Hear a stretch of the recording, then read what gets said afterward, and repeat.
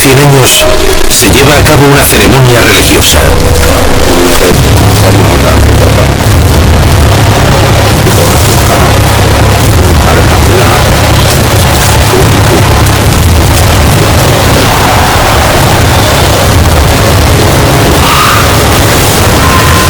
Los guardianes mayas lanzan al prisionero a un cenote sin fondo y nunca más se le vuelve a ver.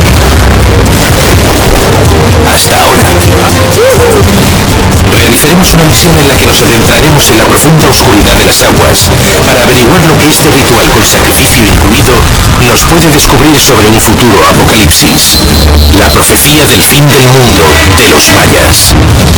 Del 21 de diciembre de 2012. ¿Estamos todos condenados? ¿Se acabará la vida en la Tierra el 21 de diciembre de 2012? ¿Es esto realmente lo que predijeron los mayas?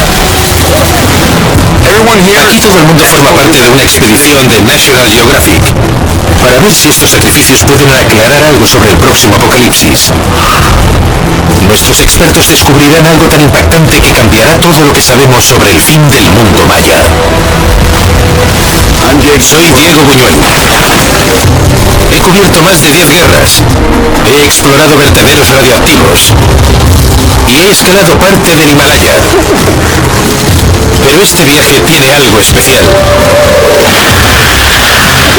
Tengo 2 hijos y la verdad es que querría saber si conseguiremos sobrevivir esta Navidad. El infierno maya. El verdadero fin del mundo. Mi aventura empieza aquí, en lo que parece un pozo normal en la selva de México. Si me caigo iré directo al fondo. Pero aunque no lo parezca, en el fondo están las escarpadas rocas del cenote Holtún. Esto es un cenote, ¿no? Es un cenote. ¿Y qué es eso? ¿Una cueva subacuática? Sí, una cueva subacuática, y creemos que los mayas cavaron el agujero. Entonces tiene miles de años esta apertura. Seguramente tendrá miles de años. Estamos en la zona este del Yucatán, a menos de 112 kilómetros de la capital, Mérida, donde los ríos son subterráneos y forman un inmenso acuífero.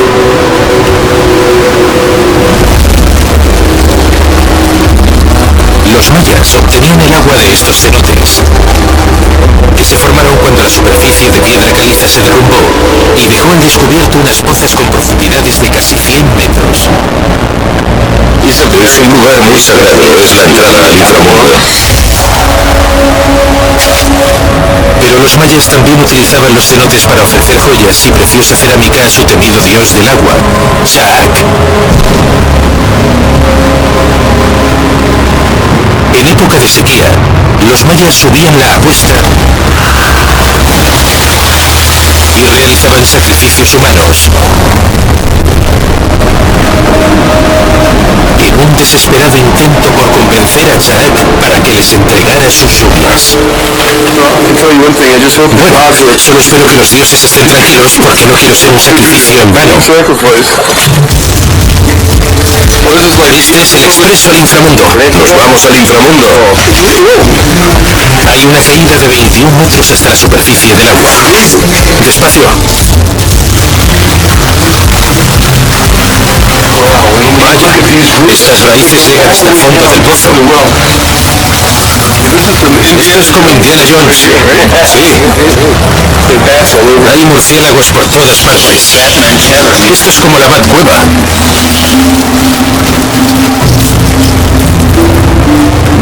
Guillermo de Anda es el guía perfecto para visitar el inframundo y sus secretos nos pueden aclarar cosas sobre el apocalipsis maya. Los mayas pensaban que un árbol mágico era el eje del universo y las raíces de ese árbol podrían introducirse en los cenotes sin problema. Exacto, así que ahora mismo estamos sobre las raíces del universo. Este es el límite entre el mundo físico y el sobrenatural. Es un lugar con mucho significado. Es alucinante. Parece que esta preciosa cueva está aislada del mundo, pero formaba parte de una bulliciosa ciudad. Chichén Itzá. Hace 1200 200 años era un centro vital dentro de una red maya de disputas, comercio y enfrentadas ciudades-estado que cubrían el sur de México y la mitad norte de América Central. Igual que el resto de la sociedad maya, Chichén Itzá poseía una arquitectura monumental, escritura y una cultura compleja que hacía sombra a las demás civilizaciones de la época.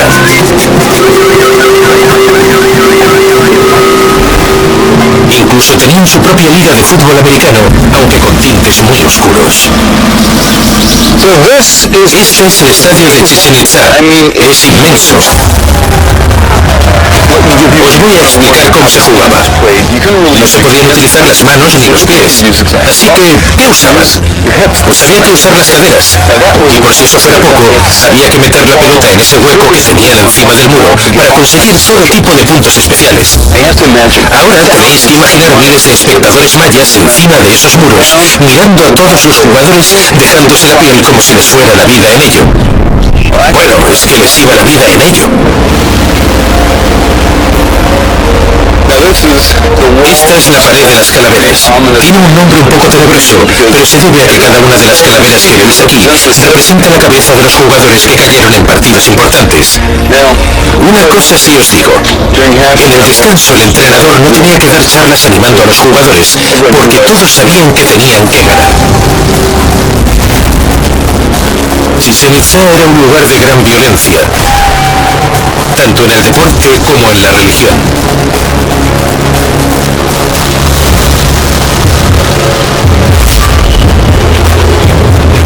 Los mayas realizaban sacrificios humanos, no solo para impresionar a sus dioses, sino también para impresionar a la gente, ya que realizaban los rituales en una plataforma a cierta altura, para que todo el mundo lo viera. Los arqueólogos creen que este era uno de los lugares donde realizaban sacrificios humanos. Ponían a la víctima así, cabía justo entre medias, y el sacerdote le hacía un agujero por debajo de las costillas, así. Tiraba hacia arriba, metía la mano y sacaba el corazón. Y si lo hacía bien, el corazón todavía latía. La sangre humana era la comida de los dioses. Pero para Chaac, el dios del agua que vivía en los cenotes, las cosas eran diferentes. Él, a veces, quería que le realizaran sacrificios con gente viva. El cenote más importante estaba situado en el centro de Chichén Itzá, el cenote sagrado, pero nadie puede meterse en él. Este era el final del camino para la gente que sacrificaban aquí. Mirad este sitio. Hay que entender que era el lugar más sagrado para los mayas. Si te empujaban aquí, te reunías con cientos, quizá miles de personas que habían sido sacrificadas. En realidad el cenote es una gran tumba.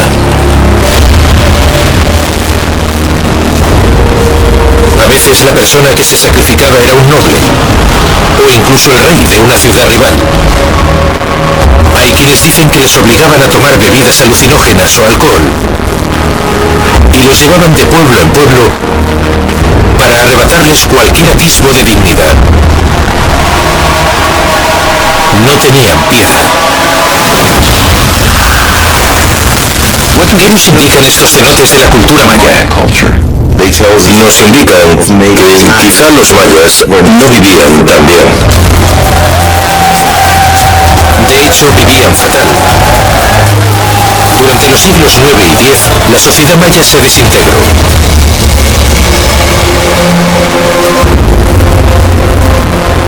Toda la civilización abandonó sus magníficas pirámides, sus perfectas plazas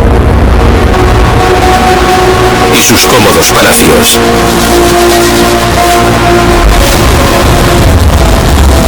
Fue el primer fin del mundo de los mayas.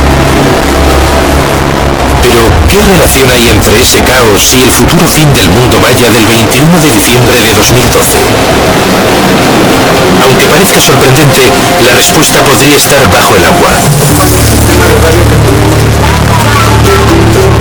Nos dirigimos al fondo del cenote Holtún, donde hay material maya y restos humanos escondidos bajo la oscuridad perpetua. Engáncelo aquí donde estáis de acuerdo. Y vamos a utilizar una herramienta revolucionaria especialmente diseñada por National Geographic. Una que iluminará literalmente las profundidades como nunca antes se había hecho. El Sunsphere. Lo probaron en una expedición de Bob Ballard, en la que analizaron el fondo marino. A más de 5 kilómetros de la superficie. ¿Quieres verlo? Sí, claro. Wow, vaya. Es como una bola de discoteca moderna. Sí. Pero esta bola de discoteca va a iluminar un cenote como nunca se ha iluminado antes. Ha llegado el momento de que Deanda y su equipo realicen una peligrosa inmersión. Hay buzos espeleólogos mayores y buzos espeleólogos calvos, pero no los hay mayores y calvos porque acaban muertos.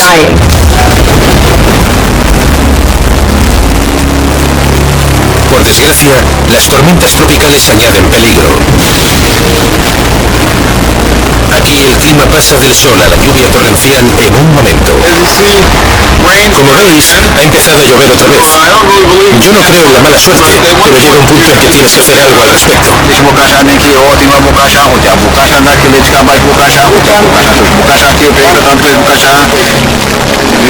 Hoy tenemos a un chamán con nosotros. Le hemos llamado para ver si puede acabar con la mala racha que hemos tenido con la lluvia por ahora.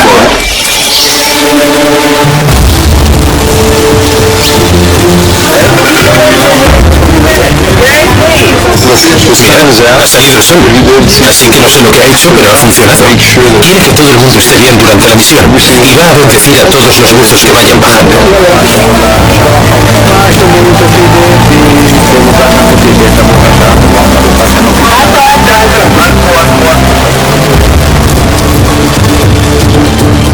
Nos vemos, Becky. Te veré al otro lado. Sí.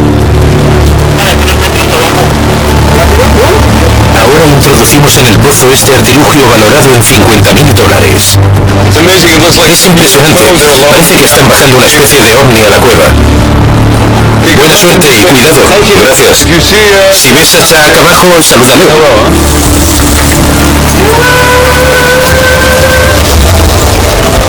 Deanda y su equipo están intentando llegar al fondo, que está a más de 35 metros de la superficie. Es una inmersión demasiado peligrosa para un novato como yo. Después de los 24 metros, empieza a aumentar el nitrógeno en sangre y los buzos podrían actuar como si estuvieran borrachos. Es decir, pierden la capacidad de nadar e incluso llegan a desconectarse el suministro de aire. Esto se denomina narcosis de nitrógeno.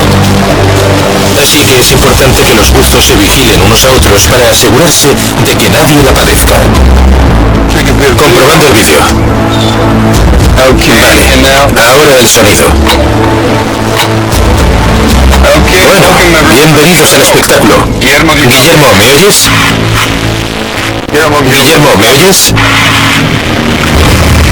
Guillermo, ¿me oyes? Guillermo, ¿estás bien?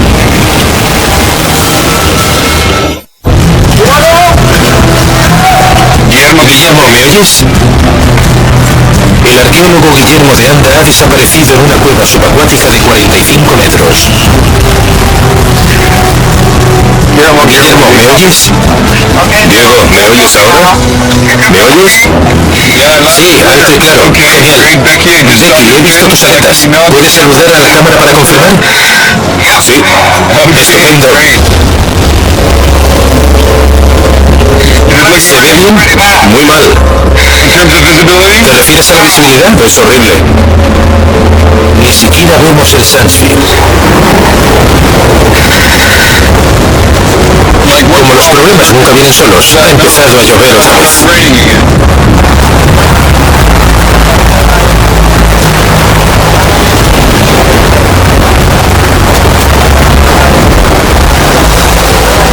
Ahora veo el Sunsphere. Sí, lo veo con dificultad debido al sedimento. Es increíble. Este es el Sunsphere y debería ser una enorme bola de luz bajo el agua. La lluvia sigue arrastrando un montón de barro y material orgánico de la selva. Y eso tarda horas, si no días o semanas, en asentarse en el fondo. Diego, la visibilidad es malísima. No vemos nada. ¿Te parece peligroso que haya tanta gente bajo el agua con tan poca visibilidad? Sí, desde luego. Vale, entonces, ¿abortamos misión? Sí, subimos. Bien, abortamos misión.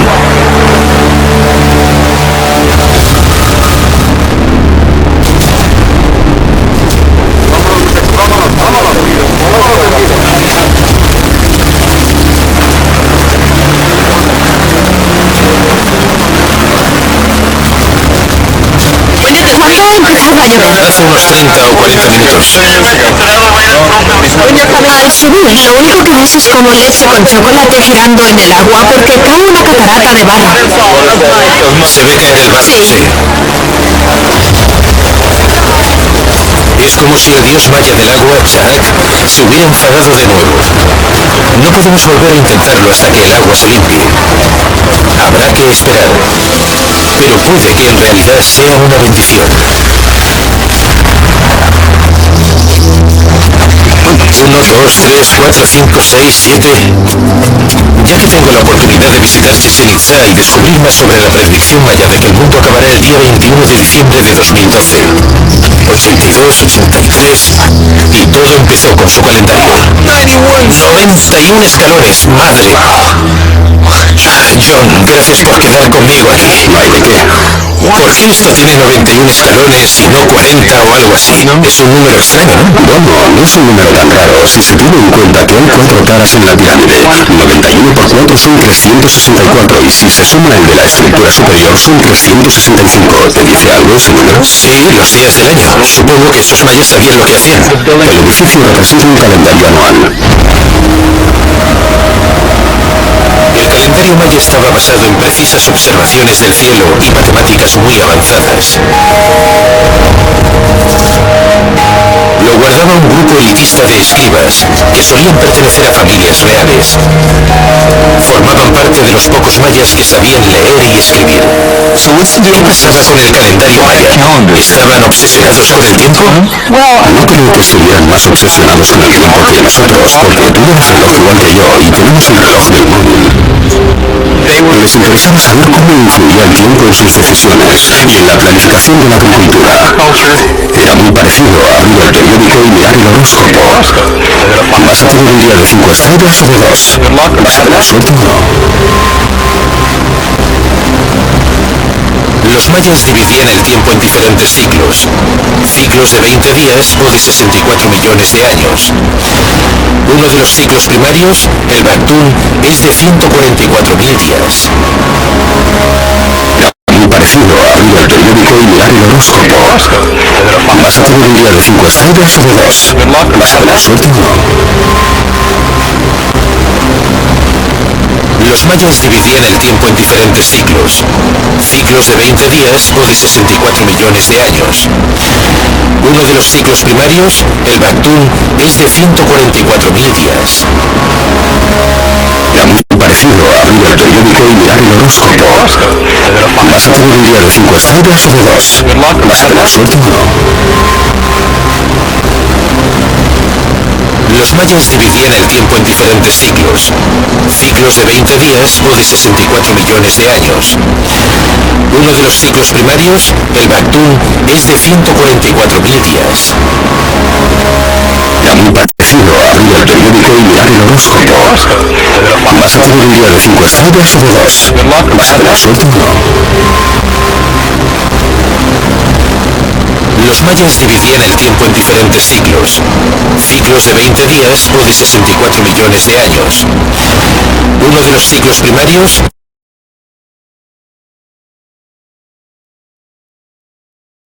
5 estrellas o de 2? ¿Suerte o no? Los mayas dividían el tiempo en diferentes ciclos. Ciclos de 20 días o de 64 millones de años. Uno de los ciclos primarios, el Bactún, es de 144.000 días. Era muy parecido a abrir el periódico y mirar el horóscopo. ¿Vas a tener un día de 5 estrellas o de 2? ¿Tener suerte o no? Los mayas dividían el tiempo en diferentes ciclos. Ciclos de 20 días o de 64 millones de años. Uno de los ciclos primarios, el Bactún, es de 144.000 días. Era muy parecido a abrir el periódico y mirar el horóscopo. ¿Vas a tener un día de 5 estrellas o de 2? ¿Tener suerte o no? 126 años. Aquel fue el inicio de la vida humana. Los 13 Bactún que datan de la creación llegarán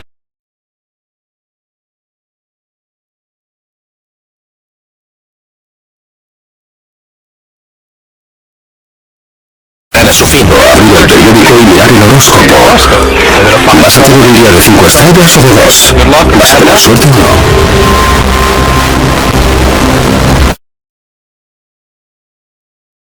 64 millones de años. Uno de los ciclos primarios, el Bactún, es de 144.000 días. Era muy parecido a abrir el periódico y mirar el horóscopo. ¿Vas a tener un día de 5 estrellas o de 2? ¿Tener suerte o no? 126 años. Aquel fue el inicio de la vida humana. Los 13 Bactún que datan de la creación llegarán a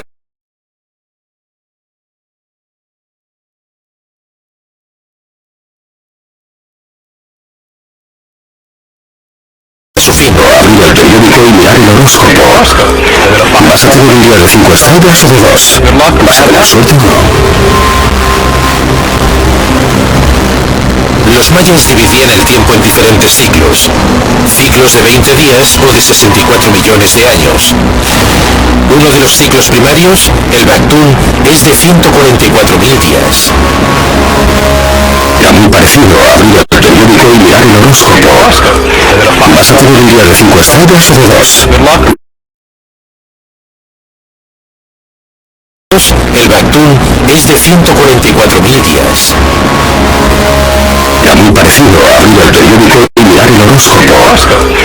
¿Vas a tener un día de 5 estrellas o de 2? ¿Tener suerte o no?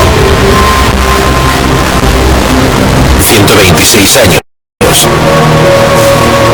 Aquel fue el inicio de la vida humana. Los 13 Bactún que datan de la creación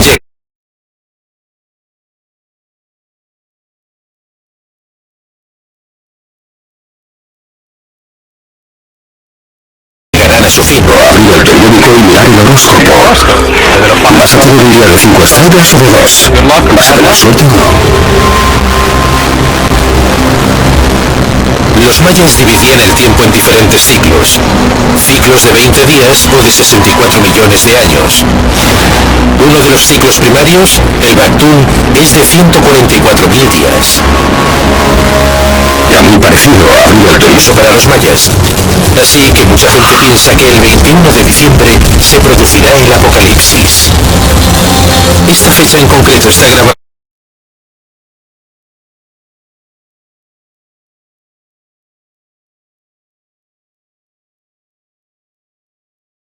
en una Abrir el periódico y mirar el horóscopo.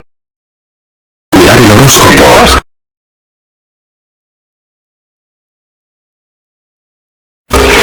¿Vas a tener un día de 5 estrellas o de 2? ¿Tener suerte o no? Los mayas dividían el tiempo en diferentes ciclos. Ciclos de 20 días o de 64 millones de años. Uno de los ciclos primarios, el Bactún, es de 144.000 días. Era muy parecido a abrir el periódico y mirar el horóscopo. ¿Vas a tener un día de 5 estrellas o de 2? ¿Tener suerte o no? 126 años. Aquel fue el inicio de la vida humana. Los 13 Bactún que datan de la creación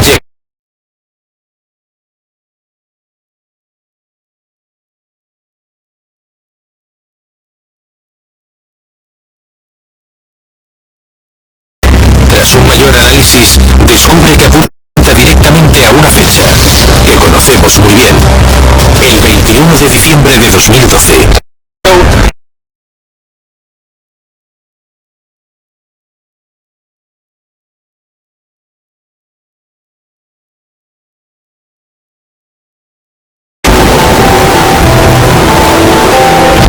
Os voy a contar cómo va el marcador. Jack 1, National 0. El dios maya del agua nos ha enviado lluvias y nos ha dejado sin visibilidad. Durante todo el mes, Guillermo de Anda ha estado pendiente para ver cuándo podíamos bajar de nuevo. ¿Qué tal se ve abajo? Muy mal. La visibilidad es horrible. Sigue pareciendo leche con chocolate. No sabes si subes o si bajas. Sí. Está fatal. Pero hay otro cenote a menos de 112 kilómetros de distancia. Todavía no hemos dicho la última palabra. Podemos explorar este cenote increíble denominado Cenote San Antonio. Y es un lugar muy rico arqueológicamente. Esperemos que todo vaya bien y sobre todo que Jack no tenga más ases en la manga. ¡Despejado!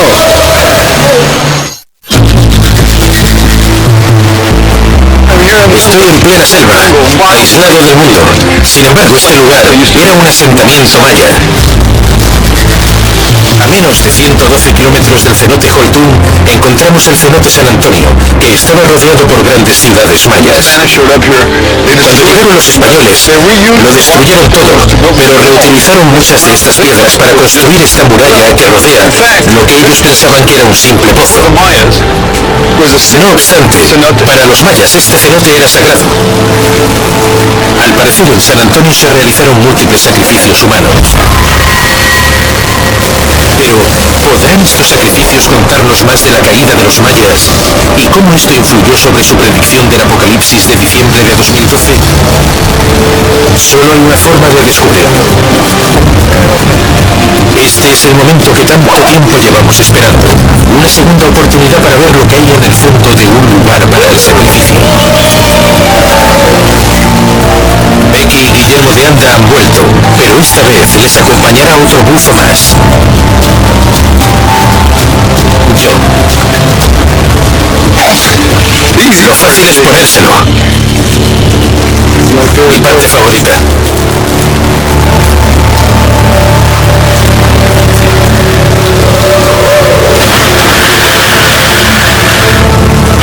Dios, mirad este rayo de luz. Parece un rayo láser del cielo.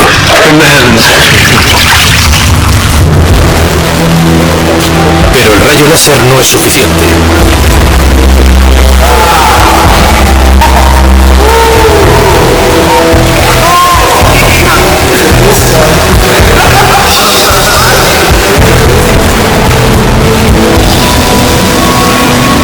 Es una inmersión preliminar.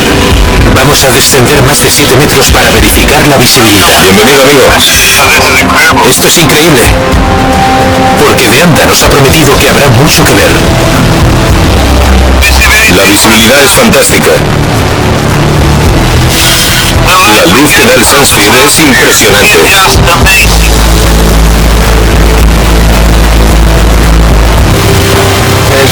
Está claro que esto parece un sitio extraterrestre, la verdad. Ya estamos viendo muchos huesos. Aquí hay una columna vertebral.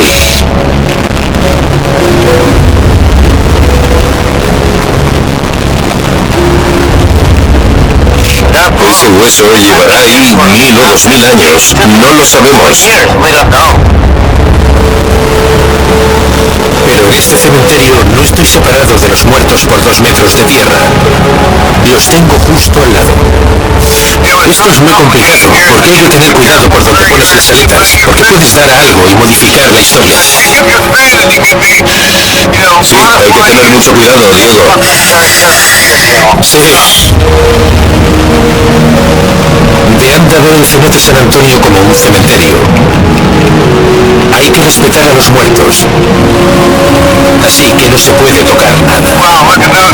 Vaya, mira esos. Aquí podemos ver 2 calaveras. Sí. Se nota que es una cámara funeraria.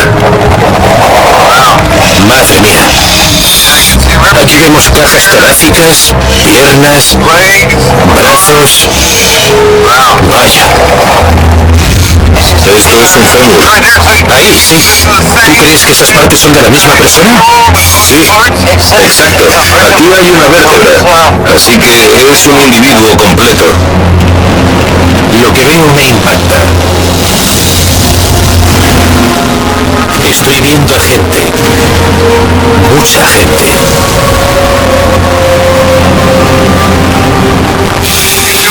Si queréis entender de qué va todo lo del fin del mundo, eso es parte de la explicación.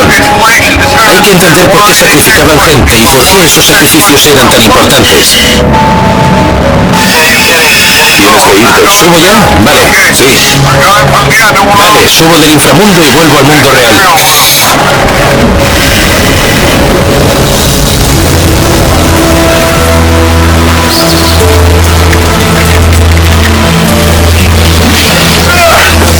Gracias. Wow, vaya, menudo viaje.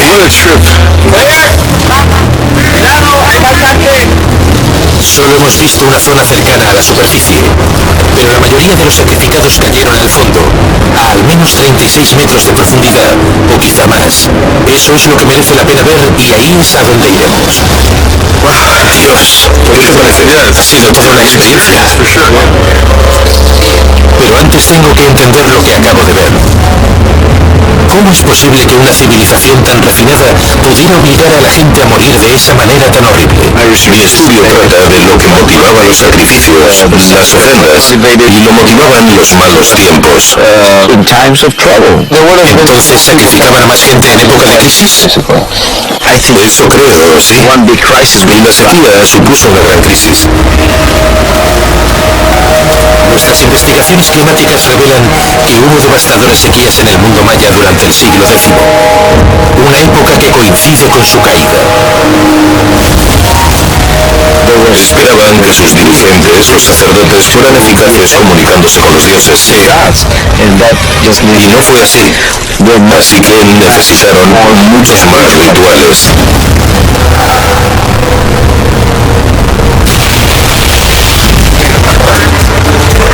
Ya lo tengo. Ha llegado el momento de llegar hasta el fondo para investigar los efectos reales de la caída del Imperio Maya. Se necesita una formación especial para llegar a esa profundidad, así que yo me quedo arriba. Guillermo, ¿me oyes? Excelente, te oigo bien. Genial, allá vamos. Manos a la obra.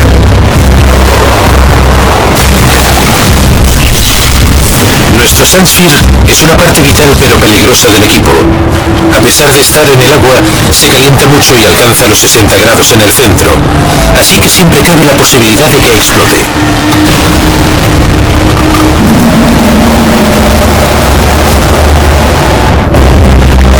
Seguimos bajando. Por fin estamos llegando al fondo del cenote sagrado. Todavía tienen que bajar entre 30 y 35 metros.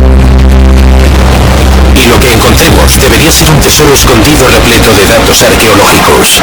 ¡Madre mía! Veo muchos más huesos a mi alrededor. Las demás veces cuando he bajado sin el Sunsphere no veía los huesos que había realmente. Allá está en el fondo. Hay huesos y más huesos por todas partes. ¿Eso es una calavera? ¿Es la cabeza de alguien? Sí, es un cráneo y también está todo el cuerpo. Estos son los únicos restos que tenemos de la gente que se sacrificaba para los dioses mayas. Madres y padres. Hijas e hijos.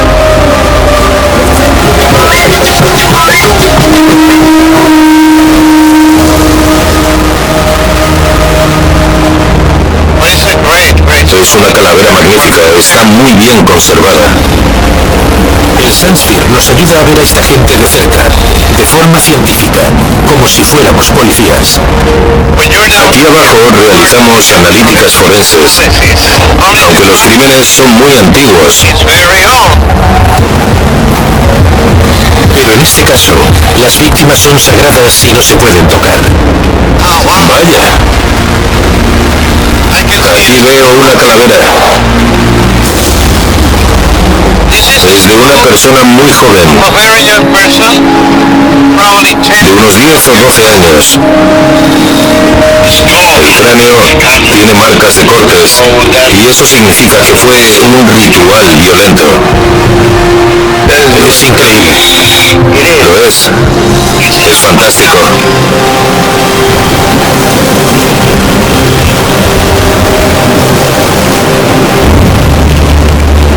Estos restos parecen en su mayoría de niños y niñas. ¿Quién iba a pensar que los mayas sacrificaban a los más jóvenes e inocentes ante su dios del agua, Jack?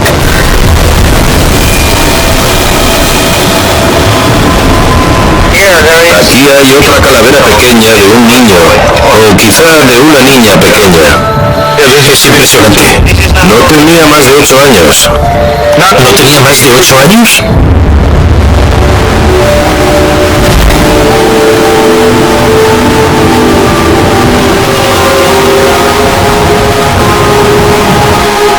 Soy padre de 2 niños y esto me resulta inquietante. Dicen que los niños eran las víctimas preferidas de los dioses, sobre todo de Jack, el dios de la lluvia. Eso es una mandíbula humana. Exacto. Esto es un hueso del brazo de un niño. Esa es otra preciosa calavera. Es de otro niño. Es increíble, porque hay huesos por todas partes. Estás buceando por un gran cementerio.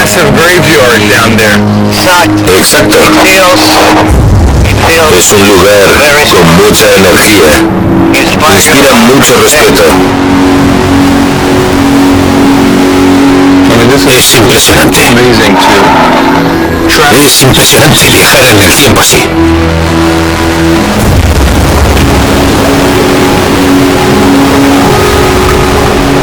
A mí todo esto me parece inquietante, pero hay un descubrimiento concreto que despierta al científico que de anda lleva dentro. Es alucinante que hayamos podido ver eso. Era una calavera muy pequeña, está claro que era de un niño y las marcas de los cortes se veían claramente en esta zona de la cabeza y demuestran que les arrancaban la cabellera. Si arrancaban la cabellera a los niños, eso significa que los mayas habían llegado a su límite, cuando la sociedad se desmoronaba debido a las mortales sequías. Pero incluso en sus épocas de bonanza, los mayas infligían castigos terribles a sus prisioneros y a sí mismos. Quiero enseñaros esto. Es el aguijón de una raya venenosa. Las sangrías eran parte importante de la cultura maya. Si os fijáis bien, veréis que tiene pequeñas muescas que van hacia abajo. Así que si querías agasajar a los dioses, tenías que introducirte esto en los genitales masculinos. Obviamente no podías salir, con lo cual tenías que empujar hasta el final. A los dioses, lo que más les gustaba era la sangre de los genitales, impregnada en un papel para quemar el papel e inhalar el humo.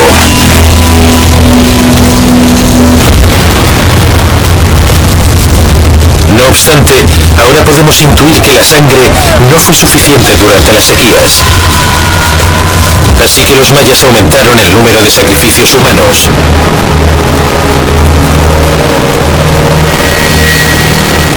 E incluso sacrificaban a sus propios hijos.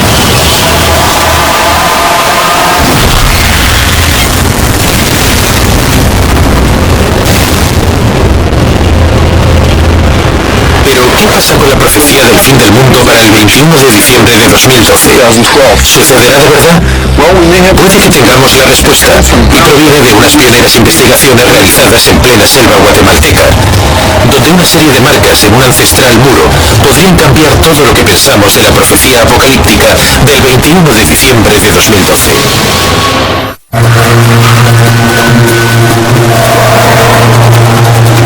En la inmensa selva de Guatemala, los malhumorados monos aulladores son los guardianes de las extensas ruinas de la ciudad maya de Xultún. Ha sido saqueada numerosas veces a lo largo de los siglos, pero Xultún podría esconder las pistas que nos ayudarán a desvelar el verdadero significado de la profecía del fin del mundo maya. La espeleología subacuática no es la única forma de realizar descubrimientos.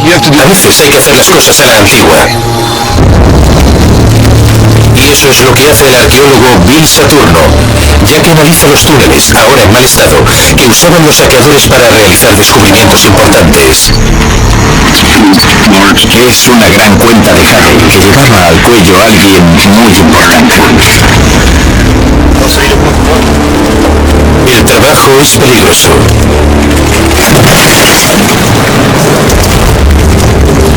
¿Estás bien? ¿Estás bien?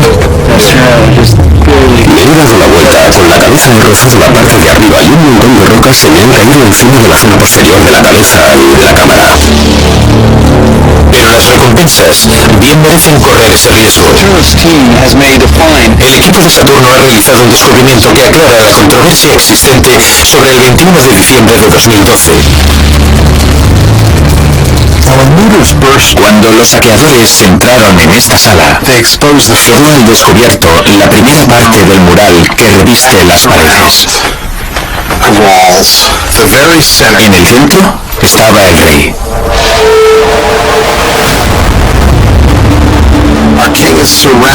El rey está rodeado por una serie de figuras. Unas misteriosas figuras negras con un taparrabos, con un tocado negro y un medallón blanco en el pecho. Saturno está convencido de haber encontrado el taller de los escribas, que eran los guardianes del calendario maya.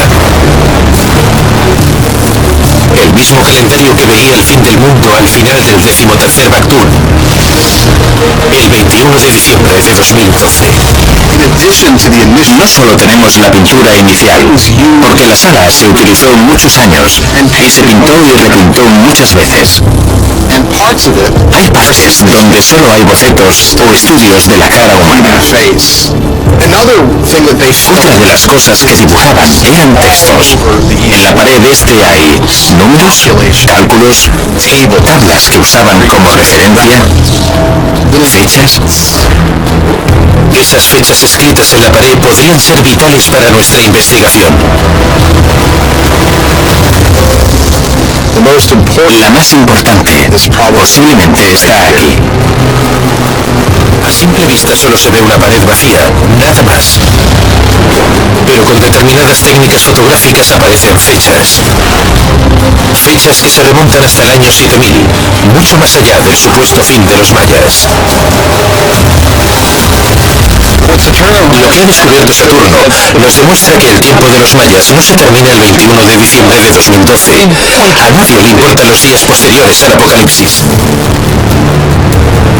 Los ciclos mayas del tiempo siguen y se adentran en un futuro infinito, donde pasado y futuro se unen, viven y mueren.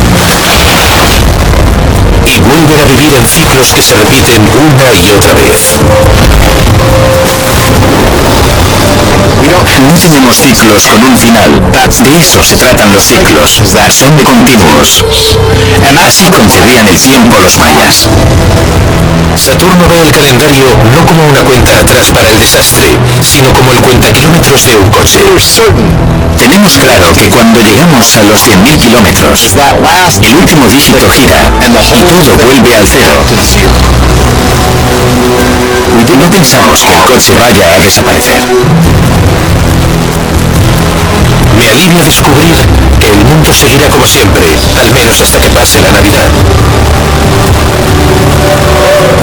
No obstante, mi viaje a las profundidades del cenote me ha enseñado una cosa. Aunque los mayas no predijeran el momento exacto del apocalipsis, lo que les pasó a ellos podía pasarnos a nosotros, y en un mundo globalizado nos pasaría a todos. Dejadme que os diga otra cosa. Si, como yo, estáis preocupados por el fin del mundo y tenéis la sensación de que algo no va bien, no estamos solos. Todavía tenemos mucho que aprender de los mayas.